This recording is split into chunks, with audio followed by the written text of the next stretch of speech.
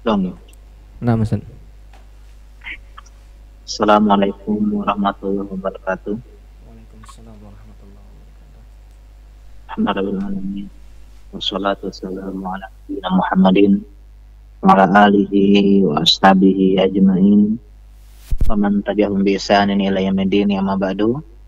Segala puji bagi Allah Subhanahu wa taala yang pada malam hari ini Allah Subhanahu wa taala masih memberikan kita kesempatan untuk kembali melanjutkan kajian kita pada malam hari ini, membahas kitab Kaifa Tuwajjihul Ibtila, bagaimana engkau menghadapi ujian dan cobaan serta musibah, yang dikarang oleh Syekh Amir Muhammad Amir Al-Hilali, tentang kaidah-kaidah bagaimana kita menghadapi musibah. Dan kita masih berbicara tentang kaidah yang sekarang masuk ke 20, ya, kaidah yang ke-20, yaitu kita meyakini bahwasanya ujian bila kita hadapi dengan kesabaran maka dia akan menjadi sebuah kenikmatan. Bahwasanya cobaan, musibah yang menimpa kita itu akan menjadi karunia Allah Subhanahu wa taala jika kita sabar menjalaninya. Karena Allah Subhanahu wa taala ya memberikan kita ujian yang kalau kita hadapi dengan kesabaran maka Allah Subhanahu wa taala akan mengubahnya menjadi sebuah kenikmatan. Tidaklah seseorang mementingkan ridha Allah Subhanahu wa taala dalam menjalani ujian dan cobaan, melainkan Allah Subhanahu wa taala akan memberikan pertolongan dan kemenangan kepadanya. Jadi kalau ada ujian kita sabar, itu sejatinya nikmat. Dosa-dosa kita diampuni, kedudukan kita diangkat, kemudian Allah Subhanahu wa taala berikan pertolongan, kemudian kita mendapat pelajaran. Di antara hal-hal yang harus kita pahami bersama, sebagaimana kata seorang ulama, Abu Hazim rahimahullahu taala, setiap musibah yang mendekatkan kita kepada Allah Subhanahu wa taala itu adalah nikmat. Dan setiap nikmat yang menjauhkan kita dari Allah Subhanahu wa taala itu adalah musibah. Di musibah sejati itu adalah hal-hal yang membuat kita jauh dari Allah Subhanahu wa taala.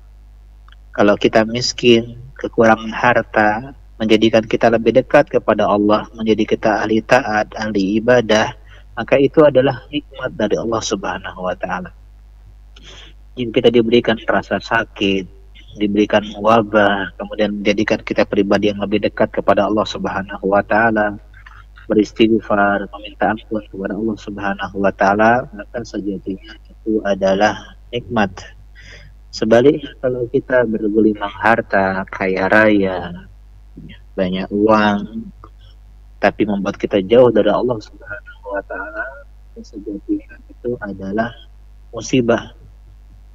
Kalau kita diberikan kesehatan tapi kita menjadikan hal itu untuk bermaksiat kepada Allah Subhanahu wa taala, justru itu adalah musibah. Karena itulah pahami, ketika kita ditimpa ujian dan cobaan, pahamilah itu adalah nikmat. Jika kita bisa menjadikan itu adalah sesuatu yang bisa mendekatkan kita kepada Allah Subhanahu wa taala dengan cara kita bersabar menjalaninya, berbaik sangka kepada Allah Subhanahu wa taala, dan terus berdoa kepada Allah Subhanahu wa taala, sehingga Allah menjadikan dengan itu semua kesulitan menjadi kemudahan, kesempitan menjadi kelapangan, dan kesabaran kita akan berbuah pertolongan dan kemenangan dari Allah Subhanahu wa taala. Jadi yakinilah dengan sabar musibah menjadi nikmat yang indah. Kemudian kaidah yang selanjutnya yaitu kita harus meyakini dan memahami bahwasanya kesedihan dalam hidup itu pasti terjadi. Ini hampir mirip dengan kaidah-kaidah yang pernah kita bahas sebelumnya, bahwasanya musibah itu sesuatu yang pasti terjadi. Kalau di sini adalah kesedihan, kegetiran dalam hidup kita adalah sesuatu yang harus dan pasti terjadi. Kata Syekh atau Imam Ibnu Qayyim rahimahullah dalam kitab Ighathatul Lahafan, dia mengatakan, ya, ketika kita ditimpa sakit, maka jangan lihat pahitnya obat. Jangan lihat pahitnya obat, tapi lihatlah kasih sayang dokter yang memberikan kita obat. Karena dokter tersebut ingin kita sehat. Itulah rahmat Allah Subhanahu wa taala, kasih sayang Allah Subhanahu wa taala itu adalah menginginkan kebaikan kepada diri kita. Meskipun mungkin pahit kebaikan yang diberikan tersebut. Karena terkadang kebaikan-kebaikan tersebut harus kita dapatkan dengan cara menjalani hal-hal yang pahit, hal-hal yang getir, hal-hal yang sedih. Sebagaimana Syekh di sini mencontohkan dengan obat tadi. Ya, obat pahit, ya. Tapi itu memiliki manfaat kebaikan bagi yang sakit. Mungkin pahit, tapi akan ada kesembuhan. Begitu juga dalam hidup ini, ada kesedihan, ada kegetiran, ada rasa pahit, ada rasa sesak di dada, air mata, luka, dan segala hal. Maka kepahamilah itu adalah sesuatu yang merupakan sunatullah. Yang harus dan harus, mau tidak mau, itu pasti akan terjadi. Ya, sehingga kalau kita memahami bahwasanya musibah, ujian itu adalah hal yang harus kita jalani, maka kita akan menjadi lebih siap dan lebih kuat untuk menghadapinya. Dan lebih ringan dada kita dan lebih lapang hati kita untuk menerima ujian yang namanya musibah. Dan sebagaimana obat semakin lama kalau dia berfungsi dengan baik akan semakin menghilangkan rasa sakit. Obat demi obat akan menghilangkan rasa sakit. Begitu juga musibah demi musibah akan menghilangkan kesedihan dan kegundahan di dalam hati kita. Jadi kita harus pahami bersama bahwasanya Allah Subhanahu wa taala akan memberikan kesedihan, kepedihan di dalam hidup kita. Dalam surat Ali Imran, ini surat ayat yang sangat bagus, ayat ke-140. Kata Allah Subhanahu wa taala, in yamsaskum qarhun faqad massal qauma qarhun misluh. Kalau seandainya kalian ditimpa luka, ini di perang Uhud ditimpa kekalahan, kesedihan, maka sesungguhnya ingatlah bahwasanya mereka pun ditimpa kesedihan, ditimpa luka dulu di perang Badar yang serupa dengan kalian. Jadi ini seperti kaidah yang pernah kita bahas bahwasanya kita nggak sendirian. Kalau kita mendapatkan luka, orang lain pun dapatin luka. Kalau kita mendapatkan kesedihan, maka orang lain pun mendapatkan kesedihan. Kemudian potongan ayat yang selanjutnya, kata Allah Subhanahu wa taala, wa tilkal ayyamu nudawiluha bainan nas. Subhanallah. Dan itulah hari-hari, itulah waktu yang kami pergilirkan di antara manusia. Inilah waktu. Ada kesedihan, ada kebahagiaan, ada pertemuan, ada perpisahan, ada rasa manis, ada rasa pahit, ada kemiskinan, ada kecukupan, ada air mata, ada senyum bahagia. Inilah hari-hari yang kata Allah Subhanahu wa taala kami pergulirkan antara manusia. Sebagaimana ucapan klise, hidup itu seperti roda pedati yang terus berputar. Ini ucapan lama, ungkapan yang udah usang, tapi maknanya senantiasa selalu dalam. Bahwasanya dalam hidup kita akan mengenal yang namanya kepedihan, sebagaimana kita pun mengenal dengan hal-hal yang menyenangkan. Kita mengenal rasa sakit, sebagaimana kita mengenal rasa sehat. Kita mengenal rasa sedih, sebagaimana kita mengenal rasa bahagia. Itulah tilkal ayyam nudawiluha bainan nas. Itulah hari-hari yang kami pergulirkan antara manusia. Di tengah-tengah manusia, agar manusia memetik pelajaran dan hikmah dari itu semua. Di dalam surat An-Nisa ayat ke-104, Allah mengatakan, in takunu ta'lamuna fa innahum ya'lamuna kama ta'lamun. jika kalian menderita sakit, ya, maka sesungguhnya mereka pun juga merasakan sakit pula, sebagaimana kalian merasakan sakit. Jika engkau ditimpa musibah, maka ketahuilah mereka pun ditimpa musibah. Kau ditimpa kesedihan, mereka pun juga ditimpa kesedihan, musuh-musuh kalian. Tapi ada pembedanya. Selanjutnya, watarjuna minallahi ma la yarjun. Tapi bedanya kalian mengharap pahala dari Allah Subhanahu wa taala, bersabar, berbaik sangka kepada Allah Subhanahu wa taala apa yang tidak mereka harapkan. Jadi mungkin kita sama dalam hal-hal sedih, hal-hal suram, hal-hal luka, hal-hal yang menyakitkan dada, menyesakkan jiwa. Tapi bedanya kita unggul, kita menang, kita juara dengan berharap kepada Allah Subhanahu wa taala. Mengharapkan pahala dari Allah Subhanahu wa taala.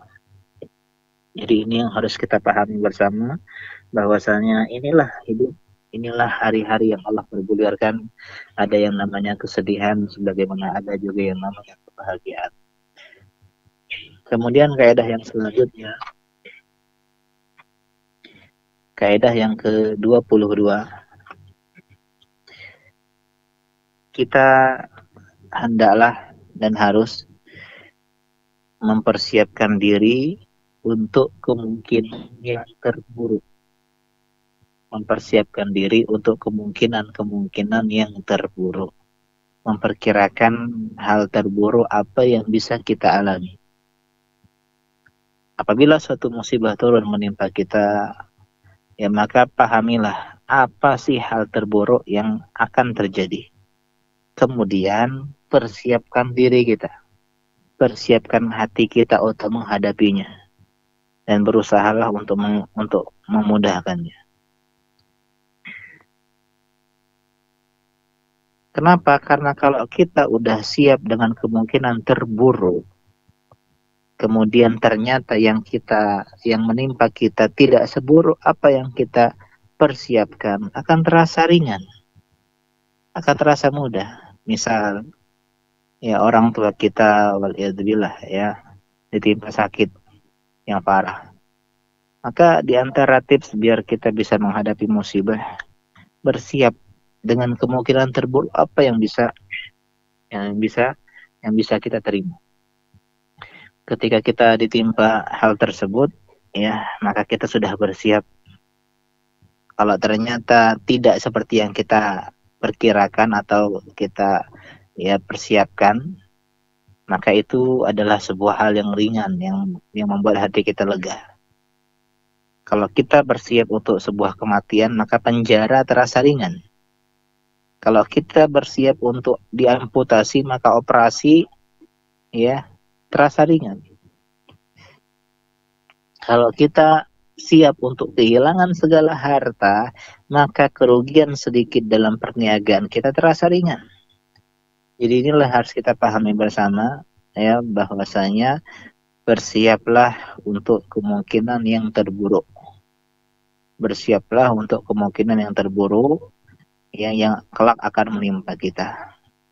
Bukan berarti kita bersuudzon kepada Allah Subhanahu wa taala, tapi kita tidak tahu apa yang terjadi ke depannya. Maka kita kuatkan hati kita dari sekarang.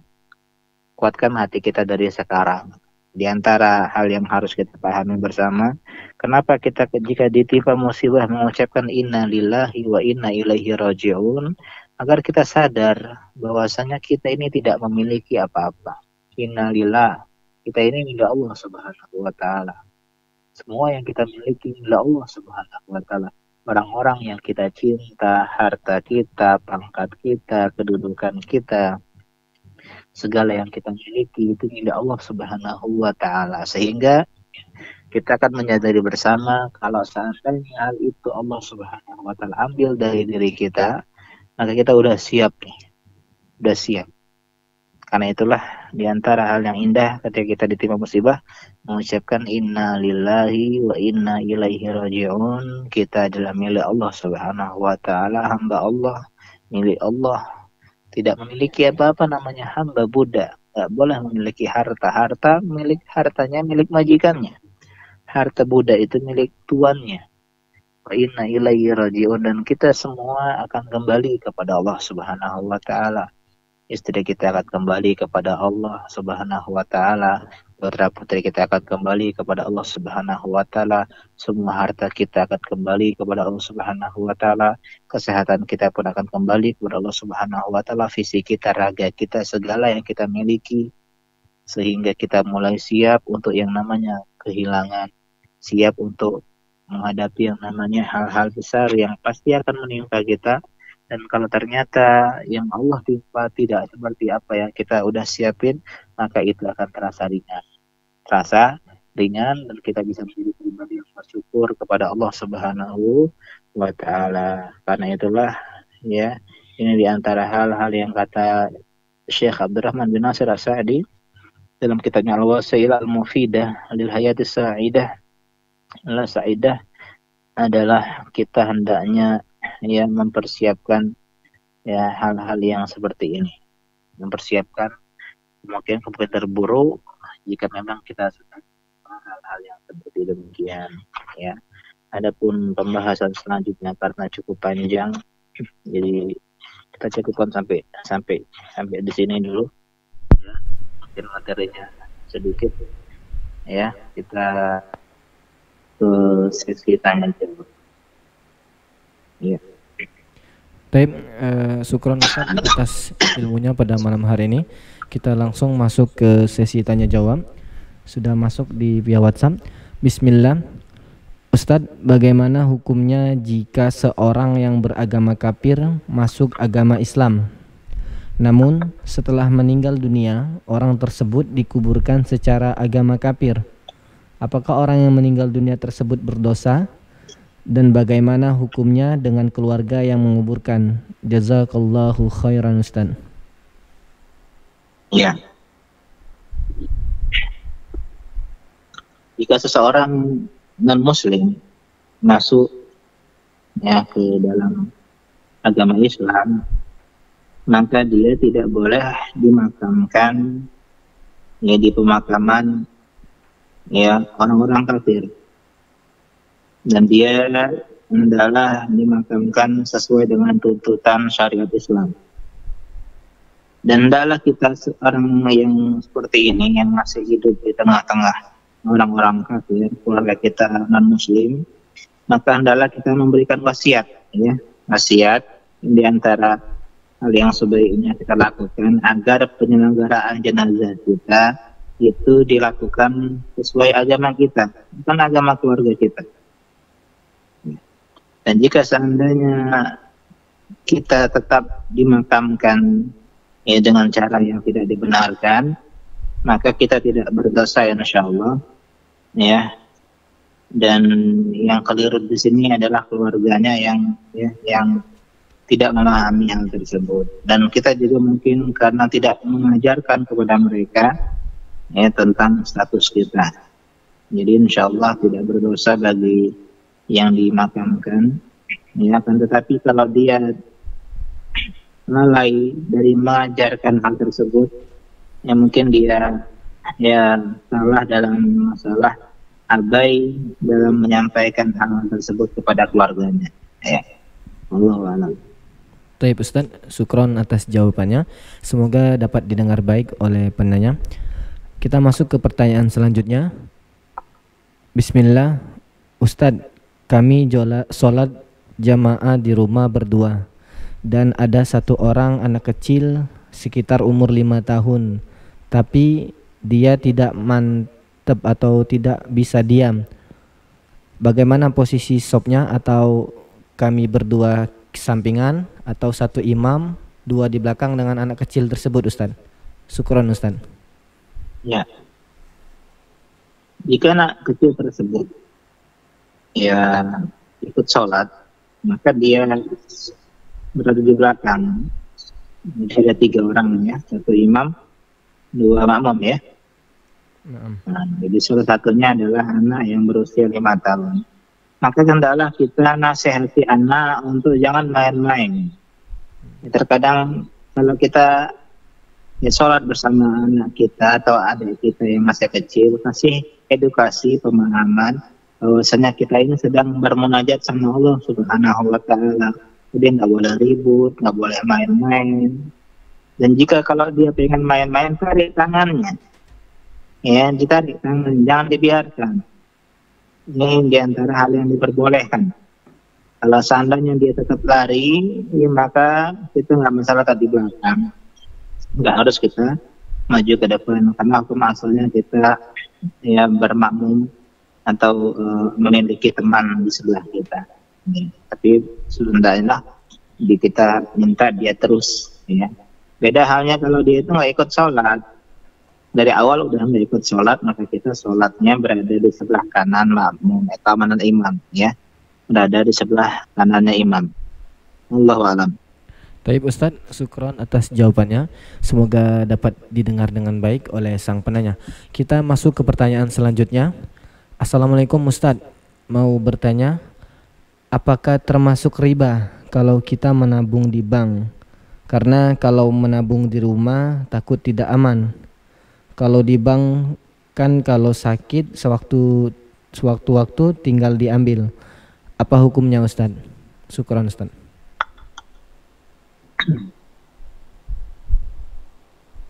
Hukum asal menabung di bank yaitu tidak diperbolehkan, karena ya bank itu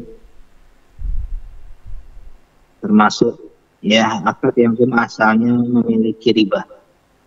Akan tetapi diperbolehkan kita menabung di bank jika ada kebutuhan, jika ada hajat. Misal tabungan kita banyak berjuta-juta, yang kalau seandainya kita tabung di rumah ya kesulitan menjaganya, khawatir ada pencuri atau yang semisalnya. Atau misalnya kita adalah pegawai negeri yang gajinya melalui rekening, atau kita seorang pedagang, pebisnis online yang butuh rekening untuk transfer dan semisalnya. Intinya hajat. Kalau tidak ada hajat, uang kita hanya sedikit, nggak usah nabung di bank. Ya. Nah, jika seandainya kita punya hajat, kebutuhan untuk menabung di bank, maka pilihlah bank-bank yang memiliki akad wadiah. Apa akad wadiah? Wadiah itu akad titipan yang tidak ada pembagian hasil, tidak ada riba, tidak ada bunga, tidak ada penambahan. Jadi kalau kita nabungin 10 juta aja. Meskipun ada potongan, itu potongan administrasi. Intinya tidak ada tambahan bunga. Dan ini sebagian bank-bank syariah memiliki akad seperti ini. Adapun kita yang udah terlanjur punya bank konvensional atau bank syariah yang masih memiliki bagi hasil, ya masih memiliki bunga, maka kita wajib menghilangkannya. Datangin bank untuk minta dihilangkan, dan sebagian bisa. Atau kalau memang tidak bisa, bikin rekening baru dengan akad wadiah. Ya, Allah Ta'ala. Ya. Baik Ustaz, syukron atas jawabannya. Semoga dapat didengar baik oleh sang penanya. Kita masuk ke pertanyaan selanjutnya. Bismillah. Assalamualaikum warahmatullahi wabarakatuh. Bagaimana sikap penuntut ilmu pada saat wabah seperti ini? Syukron Ustaz. Ya. Menuntut ilmu adalah ibadah. Dan ibadah tidak mengenal kata libur, ya, kata pensiun. Kita masih ingat dulu ketika kita masih kecil, guru-guru kita bilang begini, anak-anak besok belajarnya di rumah ya, maksudnya libur. Artinya apa? Artinya menuntut ilmu itu nggak pernah mengenal kata libur. Kalau ternyata tidak sekolah di rumah, kalau nggak bisa offline ya online. Dan alhamdulillah ya, sekarang banyak ya fasilitas yang Allah berikan kepada kita, ya diantaranya adalah internet, sehingga sehingga kita bisa terus menuntut ilmu meskipun di tengah wabah seperti ini. Nah, di antara tanda keikhlasan kita dalam menuntut ilmu agama adalah kita tetap menuntut ilmu agama menggunakan fasilitas yang Allah berikan kepada kita, kuota, internet, untuk beribadah kepada Allah dengan cara belajar ilmu agama. Kata Allah Subhanahu wa taala dalam surat Al-Hijr, wa'bud rabbaka hatta ya'tiyakal yaqin, dan sembahlah Tuhanmu sampai datangnya al-yakin. Al-yakin di sini kata para ahli tafsir adalah kematian. Jadi ibadah, jadi menuntut ilmu termasuk ibadah, dan ibadah itu sampai mati. Kata Imam Ahmad, minal mahdi ilal lahdi, dari masa ya, asuhan ya, sampai ke liang lahat. Imam Ahmad pernah ditanya tentang mata roha, kapan kita istirahat dari belajar ilmu agama. Kata beliau, inda wadi awalil qadam fil jannah, ketika kita meletakkan kaki kita di surga Allah Subhanahu wa taala. Kemudian ya, selain kita belajar ilmu agama melalui fasilitas yang ada seperti online, ini adalah kesempatan bagi kita untuk memurojaah. Innamal ilmu bil murajaah, kata para ulama, ilmu itu dengan cara mengulang-ulang. Coba mulai lihat lagi catatan-catatan pengajian kita, buku-buku yang pernah kita baca, ya. Mulai kita ulang-ulang. Karena ilmu itu adalah pengulangan. Ya, banyak kita yang belajar tapi sedikit yang nyantol. Gara-gara apa? Gara-gara kita tidak berusaha mengulang-ulanginya. Jadi ini adalah kesempatan kita untuk tetap belajar ilmu agama dengan fasilitas yang ada, dan alhamdulillah banyak sekali ustaz-ustaz kita yang melakukan kajian-kajian online, termasuk juga Al-Madinah TV juga setiap setengah 9, dan singkat hanya setengah jam ya. Jadi ini di antara hal-hal yang bisa kita lakukan. Jangan sampai kita berhenti belajar ilmu agama hanya karena wabah ya. Karena ilmu agama itu adalah kunci kesuksesan kita di dunia dan akhirat. Allahu a'lam. Baik Ustaz, insya Allah cukup karena sudah tidak ada pertanyaan lagi. Mungkin bisa ditutup dahulu Ustaz. Ya, semoga Allah Subhanahu wa taala menjaga semangat kita untuk terus belajar ilmu agama, karena ini adalah obat futur kita di tengah pandemi seperti ini. Dan selalu kita berdoa kepada Allah Subhanahu wa taala agar Allah segera mengangkat wabah virus COVID-19 yang telah melanda dunia, termasuk negeri kita, dengan ya cepat-cepatnya agar kita bisa kembali belajar ilmu agama di kajian, pergi ke masjid, ya, kemudian saling ukhuwah, berjumpa karena Allah Subhanahu wa taala, dan menyambut bulan Ramadan ya dengan tanpa wabah seperti ini. Amin ya rabbal alamin. Subhanaka Allahumma bihamdika asyhadu an la ilaha illa anta astaghfiruka wa atubu ilaik. Assalamualaikum warahmatullahi wabarakatuh. Waalaikumsalam warahmatullahi wabarakatuh. Jazakallahu khairan Ustadz atas ilmu yang telah diberikan kepada kami pada malam hari ini. Taib ikhwatal iman, para pendengar dimanapun Anda berada, alhamdulillah telah selesai kajian kita bersama guru kita Al-Ustadz Roni Nurismansyah, Sarjana Syariah, pada kesempatan malam ini di pertemuan yang ke-10. Alhamdulillah tidak terasa sudah masuk ke pertemuan yang 10. Semoga Allah Subhanahu wa taala memberikan kita karunia agar kita senantiasa istiqomah untuk menyimak kajian kita pada kesempatan malam ini, yaitu setiap hari pukul 20.30 waktu Indonesia Barat.